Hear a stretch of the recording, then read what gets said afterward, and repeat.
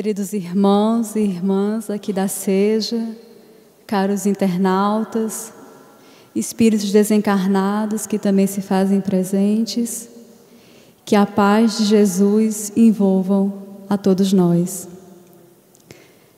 Neste mês de janeiro, é muito comum nós fazermos planejamentos, avaliações, estabelecermos metas, já que estamos iniciando um novo ano.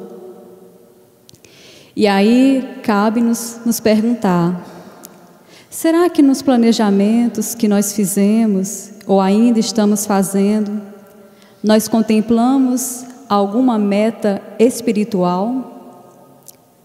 O que é que nós planejamos como metas espirituais para 2018?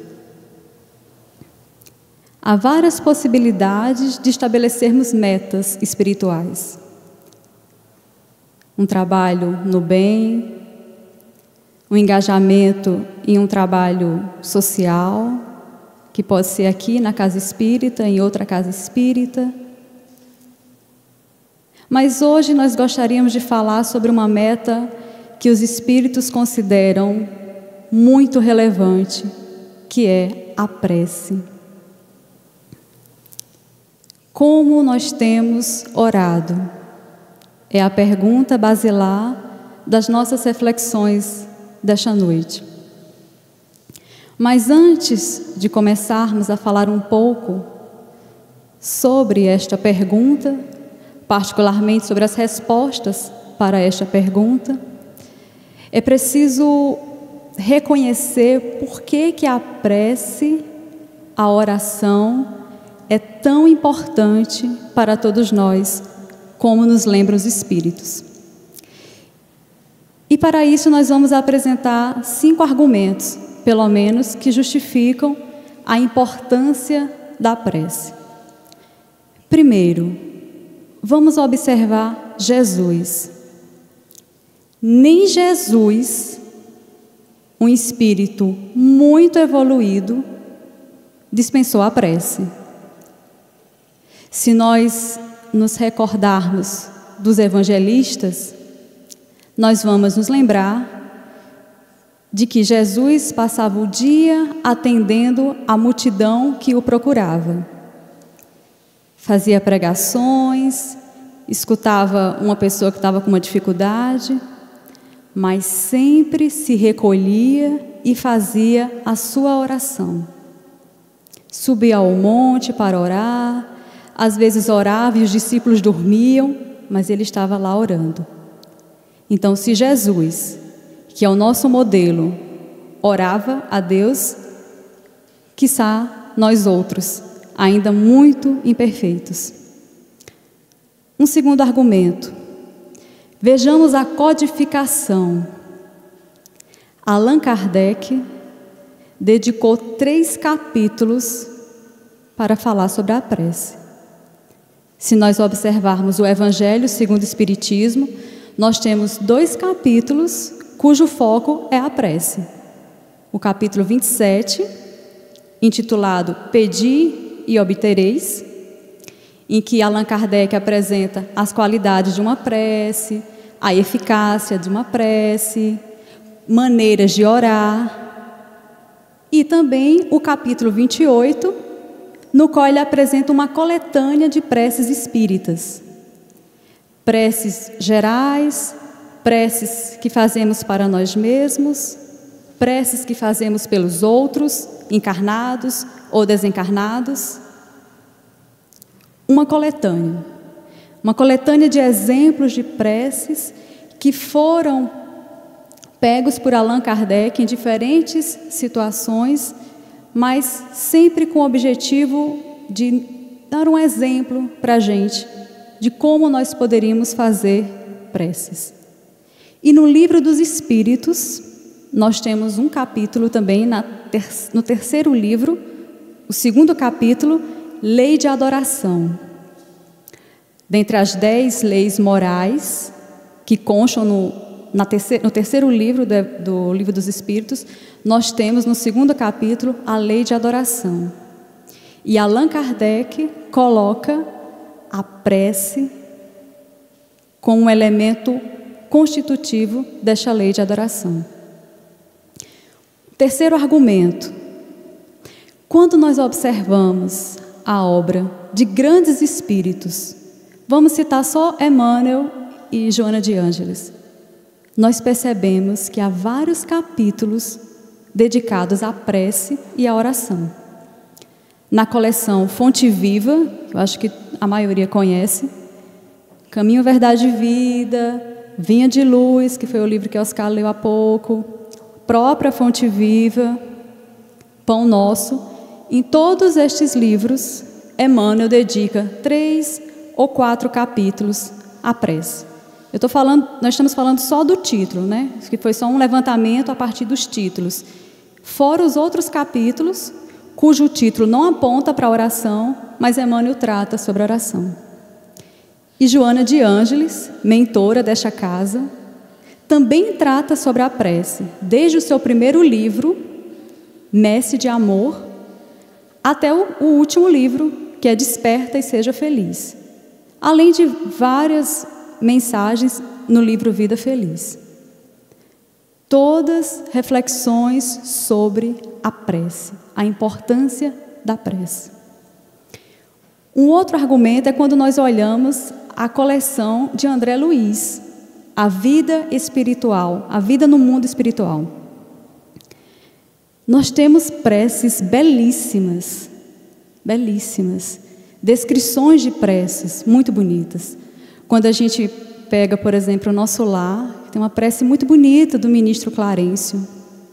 Entre a Terra e o Céu, uma prece de Irmã Clara. Quando o André Luiz descreve a Irmã Clara fazendo uma prece, a gente imagina a situação, é uma luz muito grande que envolve não só a Irmã Clara, mas todos aqueles que estão envolvidos naquele momento. E um último argumento, que é um argumento mais prático, são os efeitos da prece que nós sentimos. Seja quando nós fazemos preces por nós mesmos, seja quando nós fazemos preces pelos outros. Nessas descrições de André Luiz, por vezes ele vai mostrando como que as pessoas se sentiam depois que alguém fazia uma prece por elas. E não só as pessoas, nós encarnados, mas o valor das preces para os espíritos desencarnados. Diz Allan Kardec, no Evangelho segundo o Espiritismo, que quando nós oramos pelos espíritos sofredores, sejam nossos familiares ou não, eles sentem um alívio. É como se a nossa prece acalmasse um pouco o coração deles, fosse um bálsamo para eles. Às vezes nós estamos aqui e nem imaginamos, né? Somos espíritas, mas muitas vezes nos esquecemos dos nossos irmãos que estão desencarnados. Mas muitos deles estão precisando de uma prece. Às vezes é o nosso pai, desencarnou há 3 anos. Aí, no máximo, a gente tem uma foto dele, tem alguns pertences dele, fala com um certo saudosismo, mas aí vem a pergunta: nós temos feito preces para ele? Pode ser um pai, pode ser um irmão, pode ser um filho, pode ser um amigo, pode ser alguém aqui da Seja ou de outra casa espírita. No livro Céu e Inferno, na segunda parte, Allan Kardec apresenta vários relatos, depoimentos de espíritos desencarnados. E muitos deles, quando apresentavam uma comunicação na mediúnica lá em Paris, apresentavam muito sofrimento, muita angústia. E aí pedia: façam preces por mim. E aí, quando eles voltavam à reunião mediúnica, eles diziam que estavam bem mais aliviados. É o poder da prece. Então, todos esses argumentos Há mais, há vários, mas pelo menos esses 5 parecem-nos suficientes para a gente reconhecer o valor da prece. E aí a gente poderia se perguntar, né? O que é que os espíritos dizem sobre a prece? Como é que eles caracterizam a prece? E aí, no livro dos Espíritos, justamente no capítulo de Lei de Adoração, particularmente na questão 659, quando Allan Kardec pergunta aos espíritos: qual o caráter geral das preces? Os espíritos respondem: a prece é um ato de adoração. Orar a Deus é pensar nele, é aproximar-se dele, é pôr-se em comunicação com ele. Então, quando os espíritos respondem a Allan Kardec que a prece é um ato de adoração, e o que é um ato de adoração? Na questão 649, Allan Kardec, como ele era muito inteligente, já tinha previsto essa pergunta. E quando Allan Kardec pergunta aos espíritos em que consiste a adoração, os espíritos respondem: na elevação do pensamento a Deus. Se nós observarmos de fato, na maioria das vezes que nós fazemos uma prece ou escutamos alguém fazendo uma prece, a gente tende a dizer isso, né? Vamos agora elevar o nosso pensamento a Deus, vamos elevar o nosso pensamento ao mais alto. Então a prece é justamente esse momento de adoração, esse momento em que nós entramos em contato com o divino, com Deus, esse momento de comunicarmos-nos com Deus, esquecermos tudo que é externo, tudo que é exterior e focarmos na nossa conversa com Deus. No Evangelho segundo o Espiritismo, Allan Kardec, capítulo 27, Allan Kardec acrescenta: a prece é uma invocação. O que é invocação? Eu estou invocando, eu estou chamando para perto de mim. E por que isso é tão importante? Porque quando eu faço a prece, quando eu invoco os benfeitores amigos para ficarem perto de mim, surge uma boa sintonia. Porque se nós nos recordarmos, no livro dos Espíritos tem: os Espíritos nos influenciam muito mais do que imaginamos. Influenciam os nossos pensamentos, influenciam as nossas ações. Então, quanto mais preces eu faço, mais eu me aproximo dos benfeitores, dos bons espíritos. A prece vai nos acalmando. Mas, se eu fico invigilante, se eu fico cultivando pensamentos maledicentes, pensamentos muito acelerados, derrotistas, isso não vai dar certo, isso é ruim. Então, pela lei da atração e da sintonia, eu atraio os espíritos inferiores. É a lei da atração. Ora nós vamos estar sendo mais influenciados pelos bons espíritos, porque nós vamos estar em sintonia com eles por conta da prece, por exemplo. Mas ora, quando nós formos invigilantes, descuidados, nós vamos ficar mais distante dos benfeitores e mais próximo dos espíritos inferiores. Por isso a importância de fazermos as preces. Mas, ainda antes de nos perguntarmos como nós fazemos a prece, nós precisamos nos perguntar se nós temos o hábito de fazer a prece. Né? Antes do como, é preciso saber se nós fazemos a prece. E se nós fazemos a prece, se nós fazemos orações, é preciso nos perguntarmos também com que frequência eu faço as minhas orações. Eu faço as minhas orações só um dia de manhã e não faço à noite? Ou eu faço à noite e não faço pela manhã? Ou eu só faço a prece quando eu venho aqui para o centro espírita, que aí eu acompanho a pessoa que está fazendo a prece e eu a faço? É uma primeira pergunta que nós deveríamos fazer a nós mesmos. Eu tenho o hábito de fazer preces? E com que frequência eu faço prece?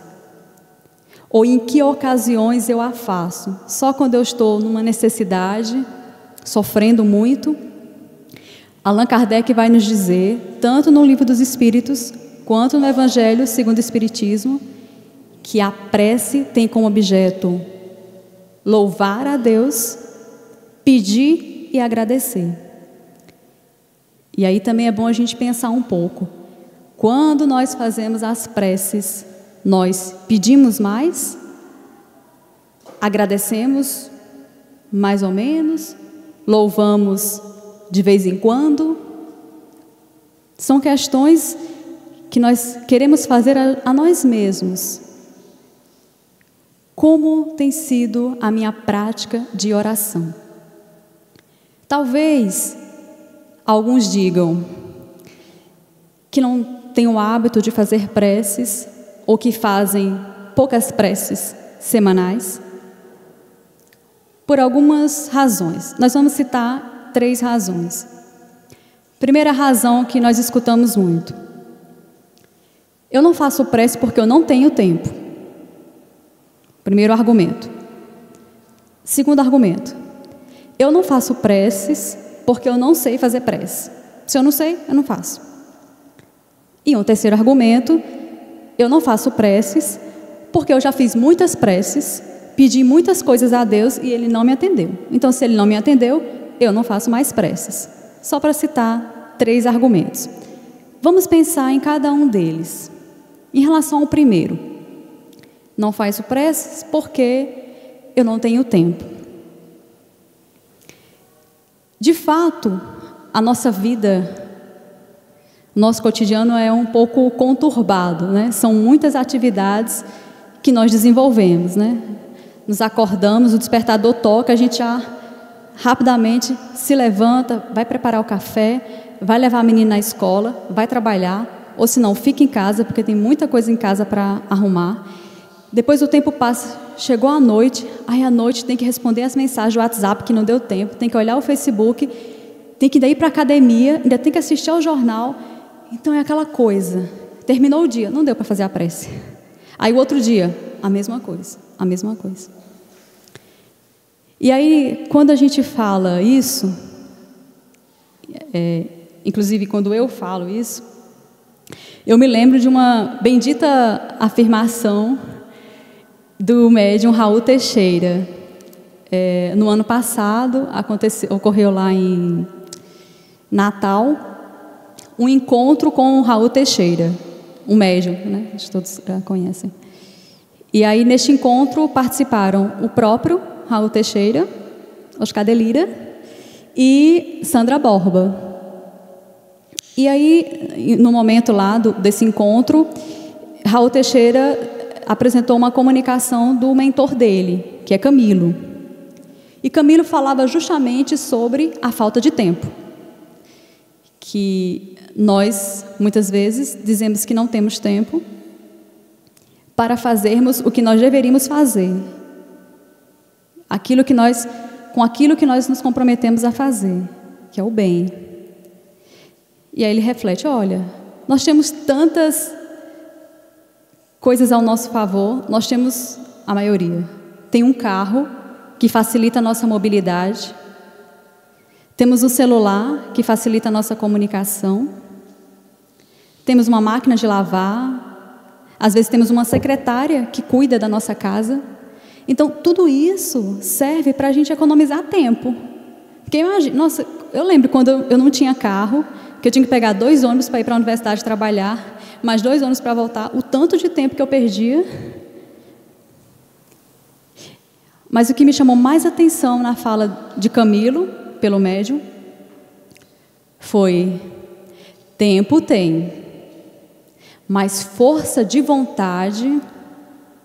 Aí todas as vezes que eu penso em falar que eu não tenho tempo para uma atividade espírita, uma atividade do bem, eu me lembro dessa frase de Camilo. Porque a questão do tempo é uma questão de prioridade. O que eu considero importante na minha vida? Aquilo que eu considero importante, eu dedico mais tempo.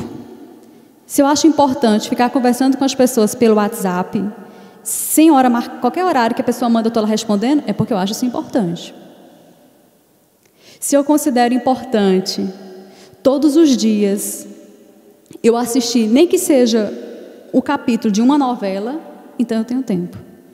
Aí a pergunta que os espíritos nos fazem é: e por que nós não temos tempo para fazer uma prece? Ah, porque eu cheguei à noite tão cansada, eu dormi. Mas se nós colocarmos Deus como a prioridade das nossas vidas, se nós nos lembrarmos de que nós estamos aqui de passagem, que todas estas questões materiais, embora importantes, vão ficar todas aqui, muito provavelmente nós vamos mudar a concepção de o que é mais importante. Este é um ponto para nós pensarmos um pouco. O outro ponto relativo ao segundo argumento: eu não faço preces porque eu não sei fazer preces. Acho tão bonita, a pessoa vem aqui e faz uma prece, aquela prece tocante de Rosângela, tal, mas eu não faço porque eu não sei. Aqui a gente lembra de novo da fala de Raul Teixeira: força de vontade. Se eu não sei, mas eu quero aprender, eu vou procurar alguém que possa me ensinar. Eu vou ter a humildade de reconhecer: eu não sei fazer uma prece. Então, fulano que sabe fazer uma prece melhor, me ensina aqui como é que faz.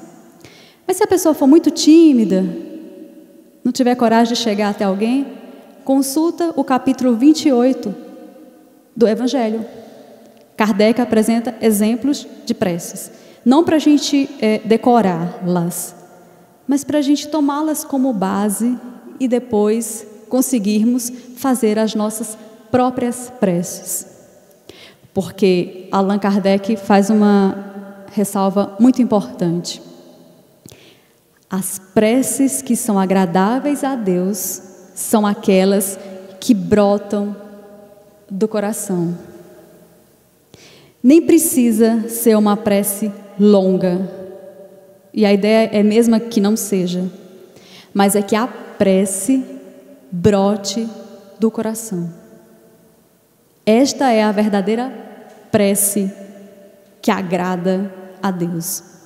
E não importa se essa prece é feita por nós espíritas, se essa prece é feita por um irmão protestante, um irmão evangélico, um irmão católico, não importa.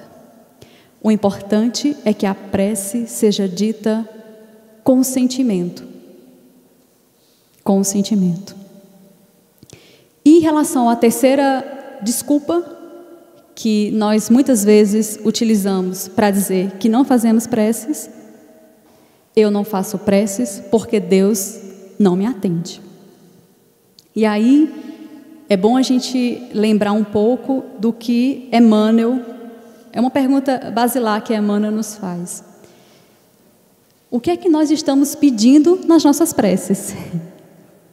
Eu pedi muito a Deus que não deixasse o meu filho desencarnar. Eu pedi muito, ele não me atendeu, então eu não faço mais preces. Já escutei isso.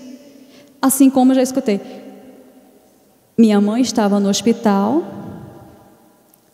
sofrendo dores muito intensas, e eu pedi para que aquela dor fosse cessada. E aí a gente poderia dizer assim: mas naquele momento, o que eu estava pedindo era justo. Eu queria que minha mãe não sofresse mais, eu queria que ela parasse de sofrer. Então eu pedi: cesse o sofrimento.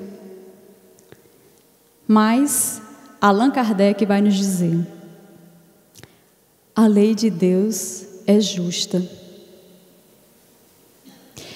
Se estas pessoas estão passando por momentos difíceis, de sofrimentos, é porque precisam passar. Cabe a nós pedirmos paciência, resignação, porque se nós pedirmos a cura, no primeiro momento, assim, cura, pode ser que nós estejamos impedindo que aquela pessoa aprenda algo com aquela experiência pela qual ela está passando. Em um outro capítulo, isso que eu estou colocando é no capítulo de Vinha de Luz, que pedes. E um outro capítulo do livro Caminho, Verdade e Vida, Emmanuel coloca outros assuntos que nós, por vezes, pedimos nas nossas preces. Sucesso, dinheiro, esta alegria do mundo. Sobretudo, pedimos bens materiais. E aí Emmanuel nos lembra uma fala de Jesus: tenhamos cuidado, porque ainda esta noite nós poderemos ter a nossa alma tirada de nós. E aí nós passamos, por vezes, um tempo muito grande buscando acumular, trabalho de manhã, trabalho à tarde, trabalho à noite. Tem uma casa aqui, aluguei outra ali, aluguei outra lá. Não que os bens materiais não sejam importantes, mas a gente não pode perder de vista o que é mais importante. E ficar atentos ao que nós estamos pedindo nas nossas preces. E ainda uma outra categoria, antes de chegar ao como nós fazemos a nossa prece, é por quem nós pedimos nas nossas preces. Em geral, quando nós fazemos as nossas preces, nós pedimos por nós mesmos, né? E em geral nós pedimos, né? Considerando aqueles três focos das preces: agradecer a Deus, glorificar e pedir. Pensamos que estamos já avançando no momento de agradecer, mas ainda é mais recorrente ficar pedindo por nós mesmos. E os Espíritos têm nos chamado a atenção para, além de pedirmos por nós mesmos, pedirmos pelos outros. Aquilo que nós falávamos no início da palestra. E os outros, não só encarnados, mas também desencarnados. Muitos deles, como nós falamos, só querem uma prece. Quando o espírito sabe que tem alguém aqui fazendo uma prece por ele, que está lá no umbral, por exemplo, a felicidade toma conta, porque alguém se lembrou de mim. E até o estimula e o motiva, assim, agora eu vou investir um pouco mais, tentar sair desse estágio em que eu me encontro e avançar. Então, uma outra questão sobre a qual nós deveríamos pensar: nós temos feito preces para os nossos familiares desencarnados? Ou só temos feito preces para nós mesmos? E aí nós queríamos ilustrar essa questão do efeito da prece na vida do outro, quando eu faço uma prece pelo outro, com Nosso Lar. Eu acho que quase todo mundo já deve ter lido ou assistido ao filme Nosso Lar, de André Luiz, psicografia de Chico Xavier. Vamos nos lembrar um pouco de André Luiz. André Luiz era um médico lá no Rio de Janeiro. Ele tinha a sua própria clínica e ele atendia a vários pacientes, mas ele também atendia a pacientes pertencentes a classes menos favorecidas. Atendia-os gratuitamente. Então, antes de ele desencarnar, ele trabalhou nessa clínica durante 15 anos. E ele relata aqui no Nosso Lar que, durante esses 15 anos, ele atendeu a 6.000 pacientes sem cobrar nada, receituário gratuito. Mas ele confessa no livro que ele atendia assim, meio a contragosto. Vou atender aqui esse pessoal, mas eu não estou muito com vontade de atender, não, mas eu vou atender. E aí, quando André Luiz descreve essa cena, a gente fica imaginando, assim, uma pessoa bem necessitada, que teve que pegar não sei quantos ônibus para poder chegar ao consultório do Dr. André Luiz, ser atendido no final do expediente, porque no início do expediente ele atendia aos pacientes que lhes pagavam, e ficavam lá sentadinhos, esperando chegar a sua vez. E André Luiz aí chegava, e aí? Não, eu estou passando por isso, tal. André Luiz prescrevia tal. Não passava na cabeça de André Luiz o bem que ele estava proporcionando àquelas pessoas. Ele só veio perceber este bem que ele fez, mesmo sem querer muito fazer essa ajuda, quando ele, desencarnado, foi ter uma conversa com o ministro Clarencio. Que aí, até o capítulo 14, depois se vocês puderem revisitá-lo, Elucidações de Clarencio. Quando ele foi conversar com Clarencio, ele já estava assim, recuperado do umbral, daquela experiência de muito sofrimento no umbral, né, de muita tristeza, agonia. Aí ele chegou para o ministro que ele queria se oferecer para fazer algum trabalho lá no nosso lar. E como ele foi médico, enquanto encarnado, ele queria se oferecer para ser médico dos desencarnados. Só que aí ele ficou assim pensando, mas se eu chegar para o ministro Clarencio e dizer que quero ser médico aqui dos desencarnados, pode ser que ele ache que eu estou querendo um trabalho muito específico. Não vou dizer isso não. Vou só dizer que quero trabalhar no bem. Qualquer coisa. Quando ele chegou para o irmão Clarencio, disse, olha, eu gostaria de ajudar aqui no nosso lar, queria ser útil, não sei o quê. Aí o irmão Clarencio, imagina, altamente superior. Aí, de uma forma bem tranquila, disse, eu sei que você está dizendo isso, mas no fundo, você queria ser médico aqui, né? Leu os pensamentos de André Luiz. André Luiz, porque eu já tenho experiência lá no mundo, na Terra, então aqui eu acho que eu poderia ajudar. E aí Clarencio pega a ficha de André Luiz. E aí quando ele pega a ficha de André Luiz, aí ele percebe, diz, aqui nós temos muitas reflexões, muitos atos que foram tomados de forma inconsequente, e vai elencando. Mas tem algo muito bom a seu favor. Preces intercessórias que fizeram por você. Aí ele, foi, então deve ter sido minha mãe, porque minha mãe com certeza...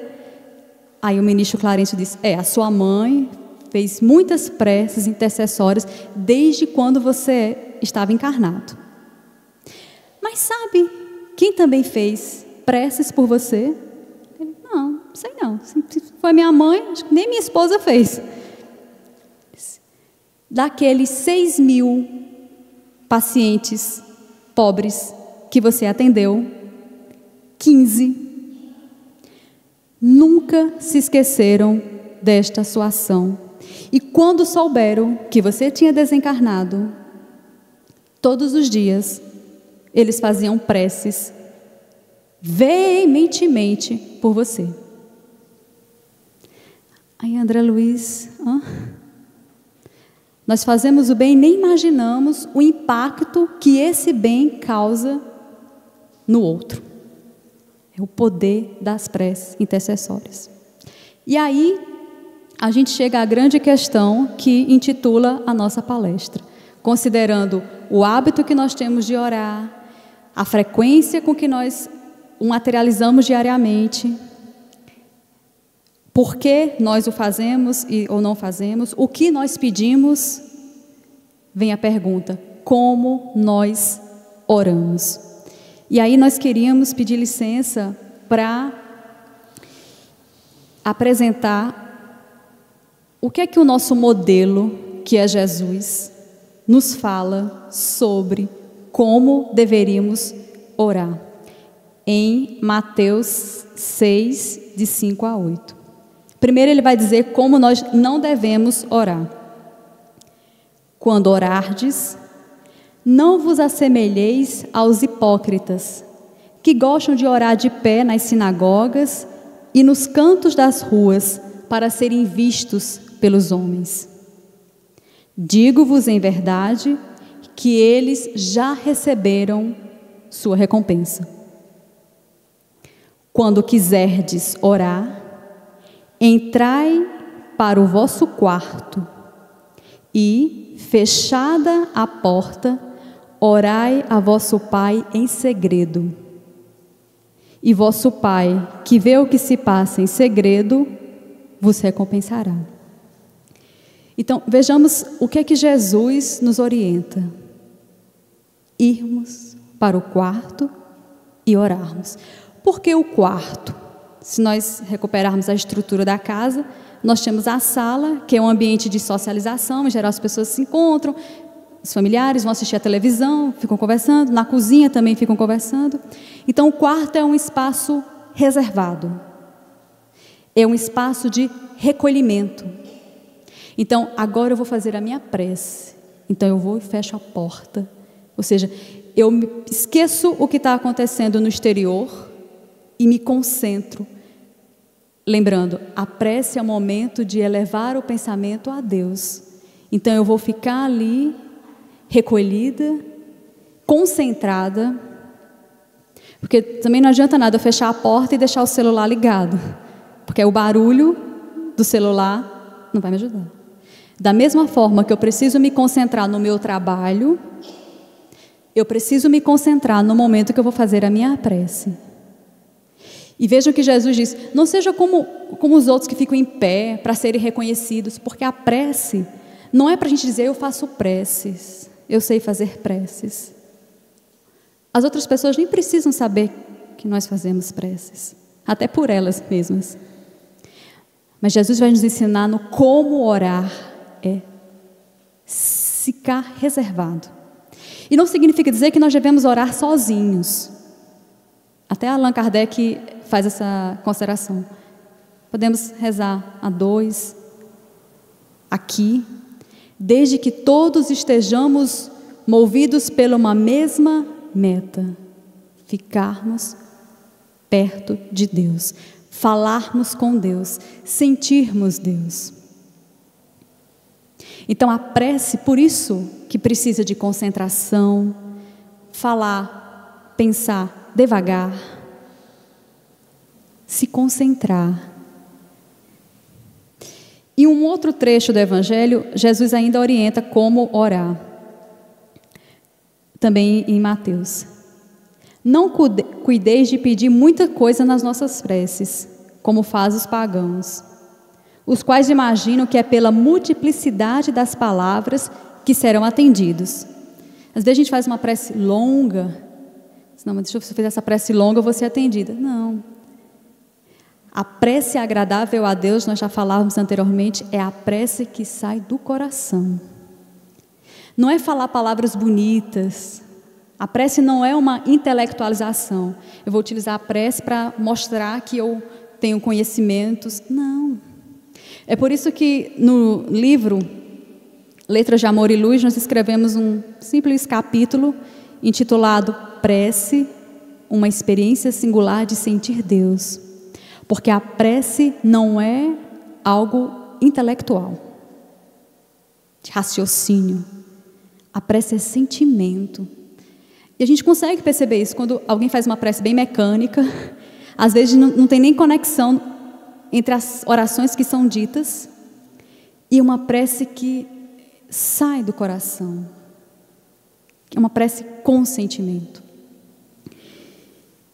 E além de fazermos as preces deste modo que Jesus nos ensina e que Kardec acrescenta, não falar muito, mas falar bem, e falarmos com humildade, reconhecendo as nossas dificuldades, os nossos desafios e também nos colocando à disposição para fazer algo diferente.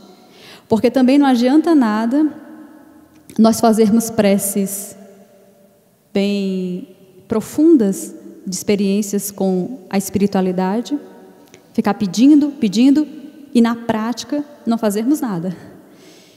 Inclusive Allan Kardec apresenta um exemplo bem ilustrativo nesse sentido. Ele fala sobre uma pessoa que está perdida no deserto e com muita sede. Imaginemos uma pessoa perdida no deserto e com muita sede. Aí essa pessoa faz um apelo: meu Deus, me ajuda, dá uma luz aqui que a situação está séria, eu já está no chão, já está desmaiando. E aí Allan Kardec coloca: não vai vir nenhum anjo entregar o copo com água para você, para lá, para o homem que está caído, não vai. Mas se tiver atento, vai ouvir a intuição de um bom espírito, dizendo: pega essas forças que você ainda tem, se levante e siga por aquele caminho. Ajuda-te, que o céu te ajudará, já disse Jesus. Então, nós devemos fazer as nossas preces, mas também nós devemos agir, né? E se a gente se lembrar de Joana de Ângeles, no capítulo 17, de Vida Feliz, a gente vai ter uma visão ampliada também desse sentido de prece. Quando nós cultivamos, diz Joana de Ângeles, um pensamento edificante, um pensamento bom, nós estamos também em estado de prece. Então, em qualquer lugar, em quaisquer circunstâncias, nós podemos estar em prece. E bom seria que nós estivéssemos em prece, sempre em sintonia com os benfeitores. Porque para lidar com o trânsito aqui, principalmente para quem é iniciante, lidar com o trânsito aqui tem que estar em estado de prece. Enfrentar aquelas filas em supermercado, em banco, tem que estar em estado de prece. Porque não adianta nada ficar reclamando, não vai resolver. Então, quando a gente começa a cultivar a paz interior, nada dessas questões exteriores nos afetará, pelo menos não afetará tanto, porque nós estamos em paz. E aí, para finalizar a nossa fala, nós gostaríamos de deixar um apelo de Joana de Ângeles, no livro Filho de Deus, psicografia de Divaldo Franco, no capítulo 24. Hoje, dia 24, capítulo 24, Oração em Ti. É um capítulo muito bonito. O livro como um todo é um livro muito bonito. E Joana vai nos deixar um apelo no finalzinho do capítulo. Faze da oração um hábito. Lembremos que a pergunta inicial era se a oração era um hábito nosso. Joana está nos aconselhando a transformarmos a prática de oração em um hábito. E o que é o hábito? É uma coisa que a gente faz regularmente, né? É uma coisa que, se a gente não fizer, a gente vai sentir falta. Então, se todos os dias eu tomo um banho, se todos os dias eu como, se todos os dias eu vou trabalhar, pelo menos, todos os dias nós deveríamos fazer preces. Mas não por obrigação, eu não vou fazer essa prece porque eu até com medo, se eu fazer essa prece aqui, porque senão eu vou ser punida depois. Também assim não vai, não. Uma prece pelo prazer de sentir Deus quando nós estamos orando. Quando a gente sente Deus, quando a gente sente os benfeitores nos envolvendo, é algo indescritível. E se esse hábito, porque o hábito vai sendo construído, né? Assim, as crianças tem preguiça de escovar os dentes. Aí os pais, escova os dentes, menino. Tal. Aí no outro dia, escova os dentes. De tanto o pai está lá, a mãe, o pai ou a mãe, a criança já aprendeu que tem que escovar os dentes. E é isso que os Espíritos estão nos chamando a atenção hoje. Façai preces. Não deu para fazer hoje, vamos fazer amanhã. Se quando nós chegamos à nossa casa, nós chegamos muito cansados, então vamos tentar antecipar o horário da prece. E preces por nós mesmos e preces pelos nossos irmãos desencarnados. Então, que estas reflexões dos Espíritos sobre a prece possam se tornarem uma sementinha no nosso coração, de modo que a gente comece a pensar um pouco, ainda estamos no início do ano, sobre as metas espirituais, particularmente sobre a prece. Às vezes não temos dimensões. Se puderem ler alguns livros de André Luiz, A Vida no Mundo Espiritual, vocês vão ver belíssimas preces. Não só a prece em si, mas é tudo o que acontece quando nós oramos. É muita luz que vem. É uma energia muito boa. E só quando nós exercitarmos isso, nós vamos poder sentir o poder da prece em nossas vidas. Muita paz a todos.